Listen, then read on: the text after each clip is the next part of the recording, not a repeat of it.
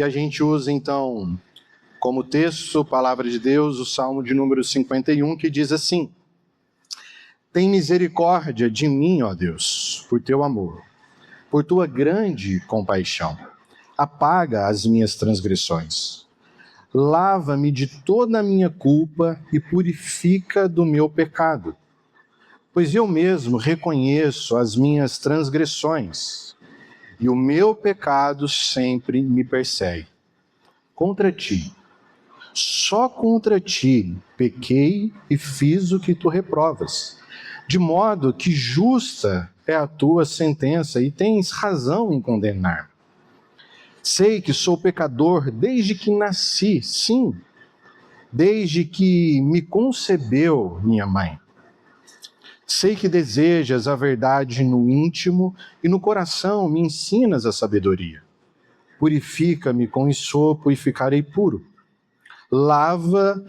Lava-me e mais branco do que a neve serei. Faze-me ouvir de novo júbilo e alegria, e os ossos que esmagaste exultarão. Esconde o rosto dos meus pecados e apaga todas as minhas iniquidades. Cria em mim um coração puro, ó Deus, e renova dentro de mim um espírito estável. Não me expulse da tua presença, nem tires de mim o teu Santo Espírito. Devolve-me a alegria da tua salvação e sustenta-me com um espírito pronto a obedecer. Então, ensinarei os teus caminhos aos transgressores, para que os pecadores se voltem para ti. Livra-me da culpa dos crimes de sangue, ó Deus, Deus da minha salvação, e a minha língua aclamará a tua justiça. Ó Senhor, dá palavras aos meus lábios, e a minha boca anunciará o teu louvor. Não te deleitas em sacrifícios, nem te agradas de holocaustos, senão eu os traria. Os sacrifícios que agradam a Deus são espírito quebrantado, um coração quebrantado e contrito, ó Deus, não desprezarás. Por tua boa vontade, faze Sião prosperar. Ergue os muros de Jerusalém, então te agradarás os sacrifícios sinceros, das ofertas queimadas e dos holocaustos, e novilhos serão oferecidos sobre o teu altar. Até aqui, meus queridos. Bom, esse salmo é extremamente conhecido e ele toca exatamente num ponto muito crítico da história do rei Davi. Mas antes da gente chegar, propriamente dito, nesse ponto, eu queria lembrar alguns fatos antes de Davi se tornar, então, pela primeira vez rei. Se você lembra da história, Davi era um entre muitos irmãos, não muito considerado, mas que acaba sendo escolhido por Deus e ungido através do profeta Samuel, com uma unção de que disse que ele então governaria sobre o povo de Deus. E ali a gente reconhece que Deus está olhando para um jovem que nós entendemos ser segundo o coração de Deus. Inclusive, Deus mostrando na sua história que ele não enxergava como os homens comumente olhavam. Deus não vê a aparência, o exterior. Deus vê o coração. E Deus viu o coração daquele jovem. Jovem esse que era pastor de ovelhas e, na proteção do seu rebanho, venceu animais terríveis, até que resolveu enfrentar o general de um exército, Golias, e ele venceu a batalha. E ele então começa a ser contado como alguém importante e começa a servir o atual governo da época, do rei Saul. Como músico tocava harpa e o espírito então de Saul se acalmava, virou um dos seus comandantes. E então, depois de algumas batalhas, já se cantava sobre Davi. E fazia uma comparação de que o rei atual, Saul, até vencia algumas batalhas, mas Davi era 10 vezes mais vitorioso que ele. Saul vencia os seus milhares, mas Davi, seus 10 milhares. Então, encurtando a história, que é longa, Saul morre e parte daquele povo que era reinado por Saul resolve então coroar Davi como rei. E que era o seu povo de nascença, a tribo de Judá. Se você lembra da história, o povo de Deus era dividido em tribos. Até que em um momento eles pediram para Deus: Deus, a gente quer um rei, a gente quer ser como as outras nações. Então Saul se torna rei do povo. Mas depois da sua morte, pela história e os feitos de Davi, a tribo de Judá então escolhe e coroa Davi como seu rei. Mas as outras tribos continuam sobre o reinado da família de Saul. Isbosete, o seu filho, então, começa a reinar sobre as outras tribos, até que mais para frente na história, todo o povo de Israel passa então para debaixo do governo de Davi. Mas é assim que Davi chega no seu reinado. Ele chega com uma história de grandes conquistas, ele chega debaixo de uma história de honraria. Porque em determinado momento da história, Saul começa a sentir inveja e medo de Davi, então Saul quer tirar a vida de Davi. E Davi acaba tendo duas oportunidades de matar Saul.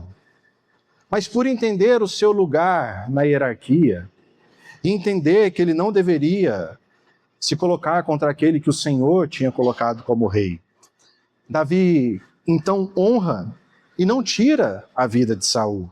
Várias consequências para o povo de Deus vêm por conta dessa atitude de Davi, mas ele chega como rei, como alguém que tem feitos para isso, tem história para isso, tem porte para isso. É alguém que o povo olhava e dizia: não, de fato, esse serve para ser o nosso rei. E sabe o que é interessante, saindo um pouco do personagem Davi e olhando um pouco para o povo, como que desde o pecado, a humanidade ela tem uma tendência à polarização. A gente gosta de escolher um lado. A gente gosta de se dividir. A gente gosta de se juntar com quem pensa igual da gente. A gente fica diferente dos outros. Lembra que quando foi construir a Torre de Babel, fizeram exatamente isso. Povos que tinham a mesma maneira de falar, a mesma maneira de pensar, a mesma linguagem no sentido de buscar as mesmas coisas, se juntam para um empreendimento. Quando vão escolher um novo rei, as tribos se dividem novamente. Quando a gente vai para o Novo Testamento, no avanço da igreja, a gente tem gente que prefere Paulo, a gente que prefere Apolo, gente que prefere outro apóstolo, gente que preferia Jesus. E naturalmente, na história da humanidade, essa tendência à polarização tem sido o grande vilão na nossa história. Na história da igreja, a gente tem uma polarização entre aqueles que entendem que vem a Cristo pela lei e aqueles que entendem que a gente não precisa da lei para ir a Cristo. Que a gente chama de legalista ou antinominista. A gente tem judeus contra gentios. A gente tem clubes de futebol, um contra o outro. A gente tem partidos políticos, um contra o outro. Mas quando a gente olha para todas as páginas da Escritura, a gente percebe que o Evangelho ele não ocupa esse lugar de extremo. O Evangelho nos chama para uma verdade que está sobre todas as coisas e que tem um propósito de unir e de fazer todas as coisas convergirem para si. Quando Cristo se torna homem, a palavra de Deus diz que a obra dele é poderosa para pegar tudo aquilo que estava distante e fazer com que aquilo encontrasse uma direção em Jesus. E quando a gente tem uma polarização, a gente tem uma potencialização dos nossos pecados ocultos. E como nós somos homens e a gente precisa materializar aquilo que a gente deseja, às vezes a gente personifica isso. E aqui o povo está fazendo exatamente isso. Eles estavam personificando os seus desejos em alguns reis da sua história. Começam fazendo isso com Saul e agora estão fazendo isso com Davi também. Tá, mas Davi não é aquele jovem segundo o coração de Deus? Davi não é aquele ungido pelo Senhor?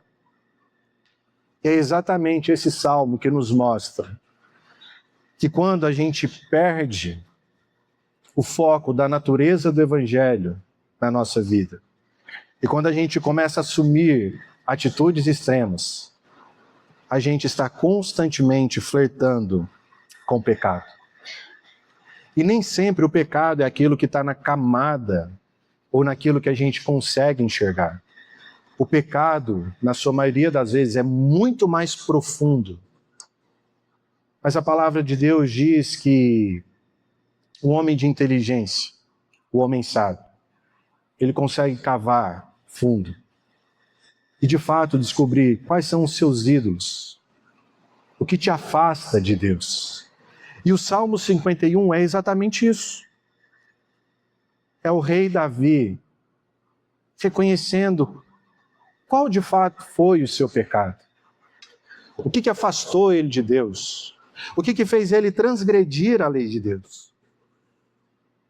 Porque se você lembra da história, Davi, que estava vencendo muitas guerras, começa então a resolver a não ir mais lutar com seu povo. O exército muito bem estruturado, com muitos oficiais, tudo muito grande. Todas as nações começam a ter medo do reinado de Davi. E um belo dia, então, ele fica no palácio. Ele vê uma moça, ele acha ela bela, manda perguntar quem era ela. Ele recebe a resposta que era esposa de um dos seus oficiais, Urias. Ele manda pedir que trouxessem aquela mulher. E Davi, então, tem relação com ela. Ela se engravida. E posteriormente a isso, Davi agora vai dar um jeito nessa situação. Ele chama Urias, rápido da batalha, pede para que Urias vá para casa ficar com a sua mulher, mas esse homem que quer honrar o seu rei, ele diz, não, eu vou ficar na porta do palácio, a gente está em guerra, os meus oficiais estão aqui, os meus soldados estão aqui, a Arca da Aliança está aqui, como que eu vou para minha casa? Me alegrar com a minha esposa. E ele dorme na porta do palácio. E aí Davi fala, agora lascou. Então manda Urias para o meio da batalha de novo, só que agora você vai colocar ele lá na frente. E aí não vai ter como ele escapar. E Davi então recebe a resposta depois, que de fato um dos seus oficiais tinha sido morto em batalha. E Davi, pronto, a situação está resolvida. Até que Deus manda um profeta chamado Natã para ter um encontro com Davi. E Natã encontra Davi e começa a contar uma história para ele. Diz assim, Davi, você acredita que tinha um homem rico e um homem pobre? E que esse homem rico, ele tinha muitas ovelhas e muitos bois. E esse homem pobre só tinha uma cordeirinha. E aí, de repente, veio um viajante e ele se hospedou na casa desse homem rico. Só que um homem rico, cheio de posses, decidiu que ele ia pegar a cordeirinha do homem pobre, tirar a vida dela e dar de alimento para o viajante.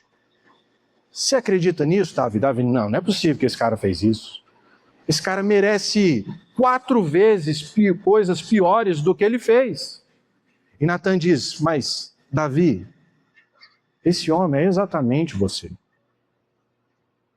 Você foi esse homem que cometeu essa atrocidade.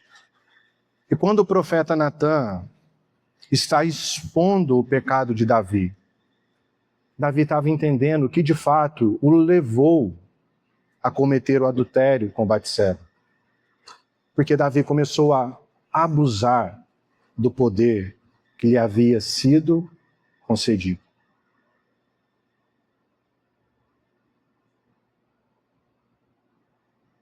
Eu assisti uma série, acho que já quase uns 10 anos atrás, bem sanguinária, chamava Vikings. E personagem principal é um grande conquistador e ele vai descobrindo vários povos através da navegação, e ele vai conquistando e ele vai aumentando o seu reinado, até que um dia ele conversa com seu filho, que estava começando a juventude, já começaram a participar com ele de algumas batalhas, e eles olham para um horizonte muito longe, na expectativa de cumprir uns desejos do seu pai, que era ir para um lado que eles nunca tinham explorado e conquistar aquele lugar. E aí o filho falava para o pai: pai, o senhor vai ser muito poderoso. E ele dizia assim: olha, meu filho, o poder ele é muito perigoso, porque ele atrai os piores e ele corrompe os melhores. E isso aconteceu com Davi. Davi se sentiu tão poderoso a ponto de poder fazer o que ele queria com esse poder. Então, na história, quando a gente lê em 2 Samuel, capítulo 11 e capítulo 12, você tem um abuso de poder por parte de Davi. De ver uma mulher, de procurar saber quem ela era, de mandar trazê-la até seus aposentos, de mandar um dos seus oficiais para ser assassinado na frente do exército. E essas coisas que ele começa a fazer naturalmente, porque ele começa então a sair do centro da sua existência, de ser um homem segundo o coração de Deus. E o Salmo 51 é Davi reconhecendo exatamente isso. Por isso que o Salmo começa Davi dizendo: olha, Senhor, o Senhor tem misericórdia de mim. O Senhor apaga as minhas transgressões, lava-me de toda a culpa e purifica do meu pecado. E Davi não diz assim: eu não sei o que eu fiz, eu só sei que alguma coisa está errada. Não, ele diz: eu mesmo reconheço as minhas transgressões. O meu pecado, ele sempre me persegue. Davi, ele tem uma clara consciência de que aquilo que ele está fazendo é uma usurpação daquilo que não pertencia mais a ele. E o pecado, meus queridos, é exatamente nós queremos assumir as rédeas daquilo que não nos pertence.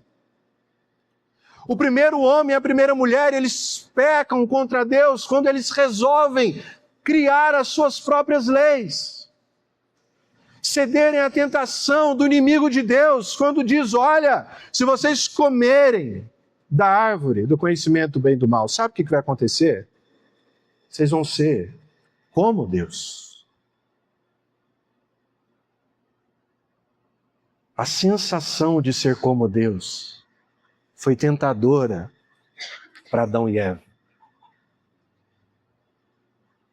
Como é que é ser poderoso o suficiente para ditar todas as leis? Como é poder fazer as próprias escolhas? Como é poder ter todas as ideias e poder fazê-las descer sobre toda uma nação e dizer para que elas façam exatamente igual nós pensamos? Como é ser rei que vence 10 vezes mais do que o rei anterior? E que as pessoas fazem canção do seu nome? Como é ser um filho nem considerado pelo seu próprio pai, quando o profeta vai escolher quem ia ser ungido? E depois de alguns anos, estar no lugar mais alto do povo? Como é ter o poder um pouquinho nas mãos? Como é poder dizer sim e dizer não? Como a gente se sente quando a gente está nessa posição? Seja no seu trabalho, seja num cargo público, político, seja no seu casamento, seja num relacionamento entre amigos. Qual a sensação que pulsa no nosso coração de estar no lugar onde não nos pertence? E Davi está dizendo: Deus, eu sei qual que é o meu pecado. Sabe o que é pior? É que eu não pequei contra Batseba, eu não pequei contra o povo, sabe, eu não pequei contra Urias, eu pequei contra o Senhor. Eu pequei contra o Senhor porque eu vivo no mundo criado por você. As leis são suas, o governo é seu. É o Senhor quem disse que eu deveria ser o homem de uma só mulher. É o Senhor quem disse que maior é aquele que serve, não é aquele que manda o amigo para a fogueira. É o Senhor quem disse que o rei, ele não deve abusar do poder, ele deve ser justo. O rei, ele não é ninguém diferente de qualquer outra pessoa semelhante à imagem de Deus. Afinal de contas, ninguém é maior do que os cargos. Ser rei significa que existem os pré-requisitos e as leis do que se deve fazer. Assim como existe para um presidente, para um governador, para um vereador, para um legislador, para um executor da lei. Nenhum desses cargos é menor do que aquele que o veste.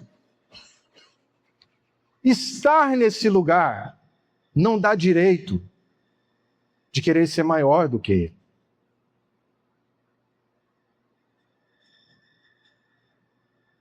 Se você conhece bem a palavra de Deus, existe um motivo pelo qual Deus permitiu que o seu povo tivesse rei. Assim como existe um motivo pelo qual Deus permite que o seu povo escolha hoje os seus líderes. Assim como continuará existindo um motivo pelo qual Deus administra a sua criação e o seu povo de diferentes maneiras ao longo da história. Porque se nós lermos de Gênesis, Apocalipse, Deus está se movendo ao longo da história com o objetivo de nos apresentar aquele que é o único e verdadeiro Rei, Jesus de Nazaré. Então os reis que Deus vai levantando no meio do povo, eles têm um objetivo de apontar para Jesus. E esse era o propósito de Davi. Davi, ele era um tipo de Cristo. Através do governo de Davi, Deus quer mostrar como seria a realeza de Cristo sobre a vida do teu povo. E esse homem começa a perceber que ele perdeu o foco de Jesus. Que ele já não era mais um instrumento nas mãos de Deus, mas era agora alguém que usurpou o lugar do rei. Porque ele começa a tomar as suas próprias decisões. Por isso que eu pequei contra Deus. E Davi diz que de modo que é justa a tua sentença. E o Senhor tem razão de me condenar. Eu sei que sou pecador desde que eu nasci. Desde quando concebeu a minha mãe. Eu não sou rei de Judá. Eu estou rei de Judá. O que eu sou é um pecador. Eu sou aquele que se rebelou contra Deus. O homem que está em guerra contra Deus. Desde o dia em que eu nasci. Ah, Deus. Eu sei que o Senhor deseja a verdade no mais profundo do íntimo. E no coração o Senhor me ensina a sabedoria. Davi começa a enxergar a sua realidade. Quando a gente lê o Salmo 32, é muito angustiante. Sabe, Davi vai dizendo que os seus ossos, eles estão doendo, ele está sendo moído pelo pecado. E isso acontece com a gente, acontece com o povo de Deus, acontece com uma nação, quando a gente continua remoendo e tentando encontrar uma solução para quando nós já perdemos a direção do governo de Deus sobre as nossas vidas. Nós já usurpamos o poder, triplicamos o poder, a gente já não tem noção mais do que a gente está fazendo. A gente já ora para esconder dinheiro da cueca, a gente já ora para fazer um monte de coisa, a gente está tentando consertar tudo em nome de Deus, agindo contra Deus. E Davi dá um passo para trás e diz: não, peraí.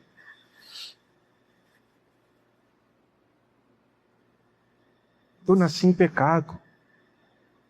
Quando eu estava lutando contra Golias, eu venci aquela batalha em nome do Senhor. As inúmeras guerras que eu fui foi porque Deus foi à frente. A Arca da Aliança, a presença do Senhor estava no nosso meio. Era Deus quem dava estratégia, era Deus quem dava força, era Deus quem dava vitória o tempo todo. E a gente precisa, meus queridos, dar esse passo atrás. Quem disse que nós temos a capacidade de escolher o Redentor da nossa nação? A misericórdia de nós. C.S. Lewis dizia assim que ele só escolheu ser um democrata, a democracia, não porque ele achava que a escolha tinha que estar na mão de muitas pessoas. Porque quanto mais pessoas escolhendo, seria a escolha mais justa. Mas por quê? Por conta da natureza pecaminosa, não há um homem capaz de fazer a escolha certa sozinho. Não há um homem capaz de fazer a escolha certa sozinho. Você não consegue fazer a escolha certa para a tua casa. Você não consegue escolher os passos certos para o teu futuro. Você não sabe o que realmente é o sim ou não. Você sabe por quê? Porque eu e você nascemos em pecado. Desde o dia da nossa existência, a gente tem corrido das leis de Deus. Mas esse salmo, ele é extremamente gracioso. Porque quando Davi dá esse passo atrás, ele entende que ele abusou do poder, que foi o seu, de fato, pecado central, para depois cometer adultério, para cometer assassinato. Ele começa a lembrar que existe alguém poderoso para limpar todas as nossas transgressões. No versículo 7 ele diz assim: olha, purifica-me com esopo e ficarei limpo. Davi usa a imagem dos rituais de purificação do Antigo Testamento, que era feito com uma planta. Planta essa que Hebreus capítulo 9 diz que significa a aspersão do sangue de Cristo Jesus. Purifica-me, que eu ficarei mais branco do que a neve. Davi se tornou um rei sanguinário, meus queridos. Davi sentiu o sangue do assassinato nas suas mãos. Só que Davi começa a olhar para o rei, o verdadeiro rei da história. Aquele que, como profeta de Deus, ele recebe a profecia de que se assentaria no seu trono e seria um trono eterno. Que o seu corpo não mais experimentaria a morte, não ficaria na corrupção. E ele, quando começa a entender essa verdade, ele diz: se esse rei perdoar os meus pecados, eu vou poder cantar de novo. Eu vou poder ter alegria de novo. Eu vou poder ter os ossos esmagados, sendo redimidos, para exultarem ao nosso Deus novamente. Davi diz: Deus, eu não quero ser como Saul. Isso é muito forte, meus queridos, nesse salmo. Porque Saul continuou com o coração duro, até o ponto de que o Espírito de Deus deixou o coração daquele homem. E Davi diz isso exatamente nesse salmo. Ele fala: Senhor, renova dentro de mim o teu Espírito, que ele seja inabalável, que ele não se afaste mais de mim. Eu não quero perder a alegria da tua salvação. Eu quero ser cheio do teu Espírito novamente, eu quero sentir a tua presença, eu quero ser direcionado pelo Senhor, eu quero ser um homem segundo o seu coração. Eu não quero que os meus medos, o meu pecado, a minha ânsia pelo poder sobressaia a graça salvadora de Cristo Jesus da minha vida. E a pergunta que a gente tem que fazer nessa noite é: meu querido, o que pode tirar o Espírito de Cristo da tua vida? Do que você tem tanto medo? O que te abala tanto? Aonde você está ancorando a sua esperança, que parece que o Espírito de Deus nos deixou? E Davi está dizendo no versículo 9, que Deus, pela purificação do sangue de Cristo Jesus, o Cordeiro de Deus que tira o pecado do mundo e nos torna mais brancos como a neve, Ele esconde o rosto dos nossos pecados. Ele apaga todas as nossas iniquidades. Jesus é o sacrifício pelo qual Deus enxerga a minha e a sua vida hoje. E pelo qual Ele não administra o seu juízo sobre nós. Senão eu e nenhum de nós estaríamos aqui. E Jesus continua sendo esse mesmo Salvador e Redentor hoje, meus queridos. Em 2026, você já parou para pensar nisso? Que o sangue de Cristo Jesus é o mesmo sangue que perdoou o rei Davi e continua perdoando os nossos pecados. É o mesmo sangue que aponta para nós que nós não conseguimos reinar sobre a nossa própria vida. E ninguém vai conseguir fazer isso. Porque todos nós nascemos em pecado. Mas a gente precisa todos os dias da graça de Deus pujante nos nossos corações, nas nossas decisões, para que a gente escolha obedecer a Deus. É isso que o versículo 12 diz: devolve a alegria da tua salvação e sustenta-me com o espírito pronto a obedecer. Está vindo então orando assim: Deus, que burrice que eu fiz. Eu mandei Urias, não precisava ter feito isso. Betseba perdeu o bebê. Pô, Deus, vamos dar um outro jeito aqui. Sabe, vamos costurar uma lei, misturar uns negócios, trocar de uma conta para outra, fazer todo um negócio aqui, e agora vamos orar. E aí todo mundo vai entender, vai dar tudo certo. Ufa. Davi não diz isso. Davi, Deus, eu fui desobediente. Eu preciso de um espírito pronto para obedecer. Eu não só preciso obedecer, como eu preciso ensinar os teus caminhos agora para esse bando de pecador. Sabe, eu preciso ir lá e dizer para eles: ó, deixa eu te dizer um negócio. Eu pequei contra Deus. E eu estou pagando o preço desse pecado. A vida de Davi foi um desastre, meus queridos. Filho perseguindo o pai, família toda desestruturada. Foi o caos o resto da vida de Davi. Consequência do pecado. Só que ele está dizendo: eu preciso voltar a obedecer. Sabe, eu preciso sentar nessa cadeira aqui de rei. Eu não posso mais olhar para Betseba. Eu não posso enviar os Urias a serem assassinados. Eu não posso encher a minha casa de bois e ovelhas e continuar abusando do pobre. Eu tenho que ser justo. Eu tenho que ser instrumento de Deus na vida desse povo.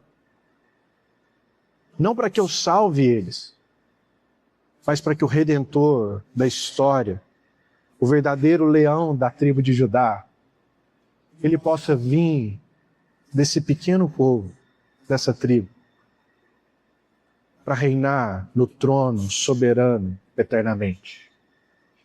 Isso é obedecer. No final das contas, meus queridos, o que você precisa é ser obediente.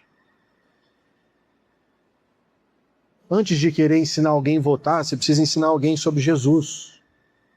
Antes de querer convencer alguém de alguma ideia, de alguma campanha, de alguma proposta, você precisa falar para o povo que ele é pecador e que ele precisa de Jesus.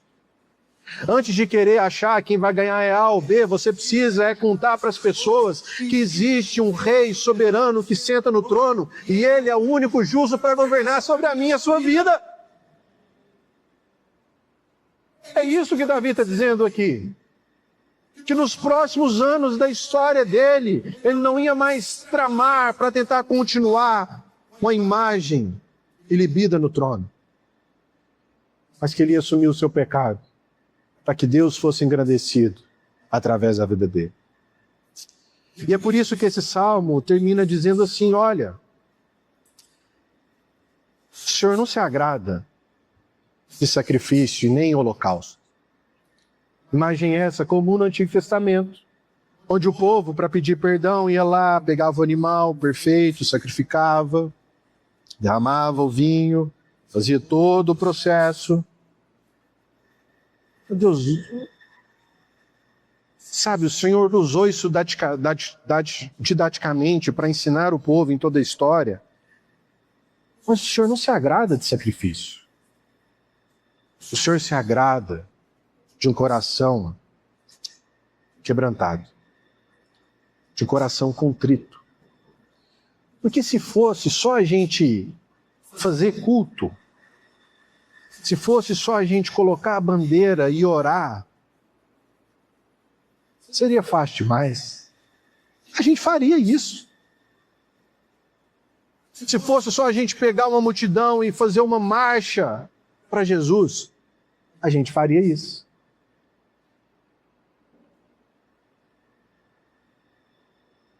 A gente chega, meus queridos, a aberrações, fazendo contra Deus o nome de Deus. A Igreja de Cristo Jesus, no presente século, já marchou em volta de bairros, urinando nos cantos do bairro, como se fosse um leão marcando território, em nome de Jesus.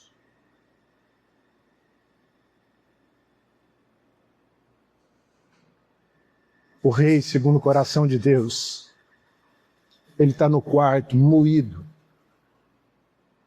Os ossos estão esmagados, porque ele pecou contra Deus. Quem redime e quem marcha é Jesus Cristo de Nazaré. Ele é o herói que pega a espada, coloca no flanco, sai guerreando para conquistar a noiva, toda adornada, limpa, imaculada pelo sangue de Cristo Jesus. A gente tem que parar com essas coisas. Tempo de tanta informação, sabe, a gente sabe tanta coisa. A gente sabe contar tanta coisa, explicar tanta coisa. Mas a gente não sabe que o nosso rei desceu do céu, venceu a morte e hoje está sentado à destra de Deus Pai, reinando sobre todos e todas. Isso está na palavra, meus queridos. Jesus não está dormindo, Jesus não está viajando, Jesus não está descansando. Ele está efetivamente reinando sobre todos nesse exato momento. E não há nada, não há nenhum centímetro quadrado da existência da humanidade que Deus não reivindique. Isso é meu. O Brasil pertence a Deus. Assim como o Japão, os Estados Unidos, todo o Oriente, todo o Ocidente, todo lugar pertence a Deus. Se fosse a gente fazer, Davi disse, a gente faria. Mas o Senhor não se agrada disso. Então o Senhor não quer que a gente marche em volta do quarteirão. Deus não quer que a gente ore em cima da bandeira. Deus não quer que a gente invente canções. Deus de fato quer um coração quebrantado e contrito. E a pergunta é, como é que está o seu coração nessa noite? Está com medo? Está apavorado? Está sem esperança? Está endurecido? Está polarizado? Está enraivecido? Ou às vezes está se achando, né? Como é que está o seu coração? Por tua boa vontade, fazes Sião prosperar. Ergue os muros de Jerusalém. Então te agradarás dos sacrifícios sinceros, das ofertas queimadas e dos holocaustos. E novilhos serão oferecidos sobre o teu altar. Olha como que Davi encerra voltando para a centralidade da religião do povo de Deus. Esse homem acabou de dizer, fala, Senhor, o Senhor não se agrada de sacrifício. Mas quando o Senhor se levanta, o Senhor faz a sua vontade, o Senhor faz o povo prosperar, o Senhor coloca em volta da cidade santa, o lugar onde Deus habita, todos os muros, ou seja, o Senhor constrói o seu reino. Nesse lugar, a gente vai prestar culto. Nesse lugar vai ter adoração. Nesse lugar vai ter sacrifício, vai ter serviço. A palavra de Deus nos chama a nos oferecermos como sacrifícios vivos a Deus. Como serviço, como instrumento, para que pessoas conheçam Jesus Cristo. Nesse lugar vai ter oferta. Nesse lugar vai ter sacrifício oferecido diante do teu altar. Porque Deus está construindo. Deus não está construindo o Brasil. Deus está construindo o seu povo, espalhado por toda a face da terra. Deus está construindo a sua família. Deus está construindo os seus filhos, os seus herdeiros, os irmãos do seu Filho, do primogênito, Cristo Jesus. Deus está te construindo como povo dele, meu querido. Não reduza o Evangelho a um momento muito ímpar da história que Deus já conhece. O seu coração se alegre. O seu coração se alegre, exalte de júbilo. Aquele que reina está assentado no alto e sublime trono, Jesus Cristo. Como a gente leu no começo desse culto, o Salmo de número 47, que de todas as atrocidades que você possa ouvir, daquilo que possa te impressionar ou escandalizar, que na sua mente exalte a imagem de todos cantando e exaltando quando Jesus estiver subindo o seu alto e sublime trono. É isso que a gente precisa ter na nossa mente, no nosso coração. Do Rei que já trouxe paz para nós.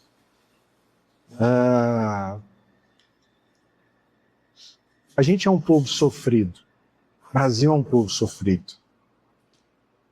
A gente é um povo cheio de história, cheio de encontros, desencontros, mas uma coisa nos une: a gente tem o mesmo Salvador. E a gente precisa contar isso para as pessoas, sabe? A minha geração, e aí eu posso falar porque eu faço parte dela, está ficando muito longe disso, meus queridos. Muito longe. Muito longe. Eu posso contar nos dedos os amigos de infância que de fato servem ao Senhor Jesus como o Rei assentado no alto e sublime trono. Já morei em 5 estados diferentes. Já conheço boa parte do nosso país. E eu posso contar nos dedos os da minha geração que são obedientes a Deus. Na minha geração, quase 100% dos casamentos já foram desfeitos, já estão no segundo. Aconselhei um amigo uma vez, já estava no quarto, e ele bateu na minha perna e disse assim: olha, se eu soubesse que o quarto era igual ao primeiro, eu tinha ficado no primeiro. A gente precisa dar um passo atrás. A gente precisa dar um passo atrás. E lembrar que a gente nasceu em pecado. Enquanto a gente lembrar que a humanidade se rebelou contra Deus, a gente vai continuar procurando os nossos heróis entre os pecadores. Mas o único herói e rei, ele não tem pecado. Ele tirou o pecado do mundo. O nome dele é Jesus. Ele é o Filho de Deus. Ele é o Todo-Poderoso. Ele reina sobre a sua vida, sobre a sua casa. Deus te abençoe.